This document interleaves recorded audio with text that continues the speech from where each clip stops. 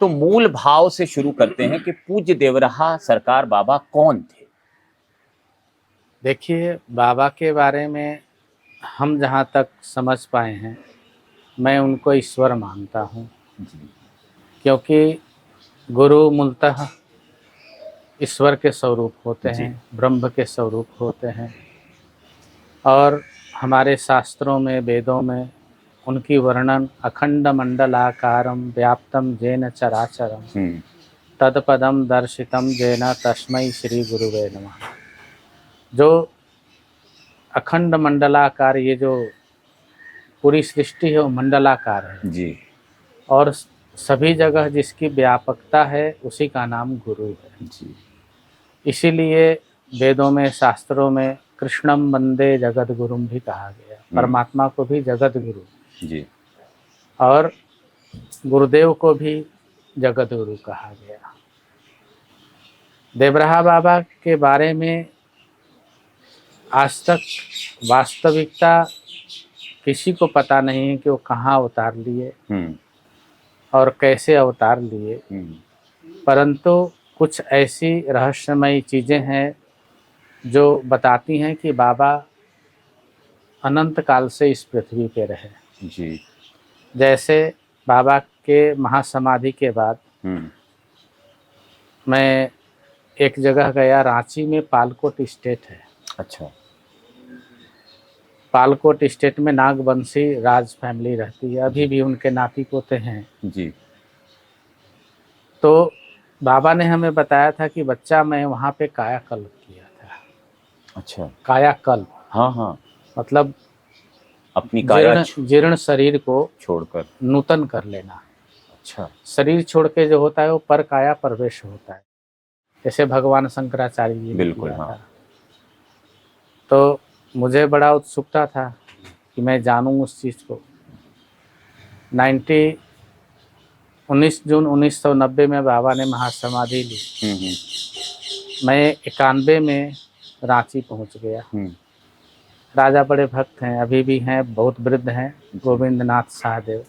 उनके पिताजी थे कृष्णनाथ शाहदेव। उस समय वो जीवित थे, करीब 94 ईयर के थे। मैं गया और मैंने कहा कि मुझे उस स्थान पे जाना है जहाँ बाबा ने कायाकल्प किया। मैं उस स्थान पे भी गया। उनकी जो गढ़ थी, अभी तो वो लोग रांची रह रहे हैं, उनके पूर्वजों ने ही रांची शहर बसाया था। अच्छा। तो वहाँ गया, वहाँ से उन्होंने, नक्सलाइट लोग थे उस एरिया में, तो उन्होंने बहुत मानते हैं उनको। हाँ। तो मैं वहाँ पे उस गुफा में गया जहाँ बाबा ने कायाकल्प किया और उस गुफा को उन्होंने सफाई थोड़ी करवाई थी। सब मैंने अंदर देखा, जैसे बाबा ने बोला कि एक बहुत बड़ा गुफा है, उसके अंदर एक छोटा सा गुफा है, उसमें पानी निकलता है, वो सब चीज़ें वैसे ही मैंने पाया।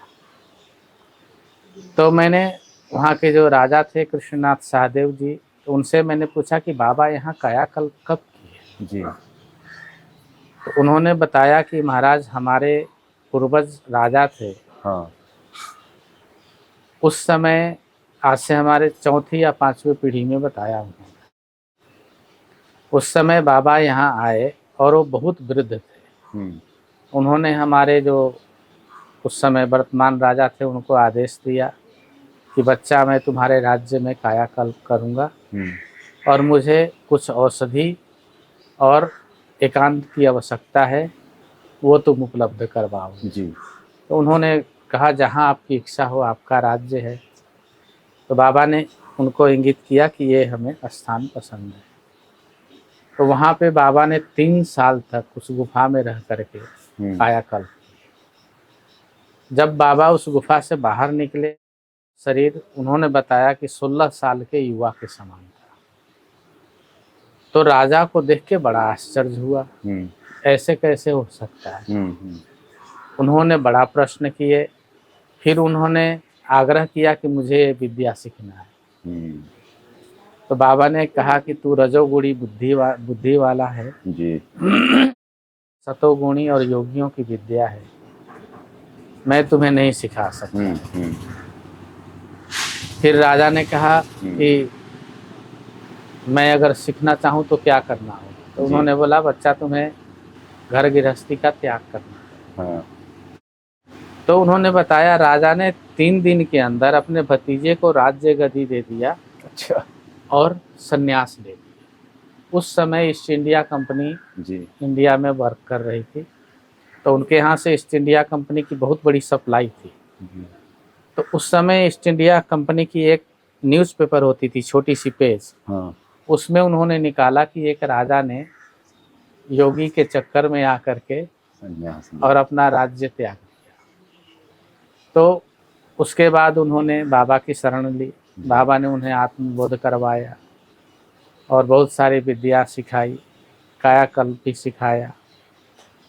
तो उस समय और अब तक में करीब 450 साल का समय है। अब ये 450 साल हो गया और उससे पहले कहाँ से आए बाबा जी, कोई नहीं जानता। उसके बाद भारत के पूरे राज्य परिवार में बाबा प्रकाशित हो गए कि एक ऐसे योगी इन्होंने कायाकल्प किया और राजा उनके शिष्य बन गए, साधु बन गए। तो उसके बाद पूरे भारतवर्ष के राजाओं ने बाबा को गुरु रूप में स्वीकार कर लिया।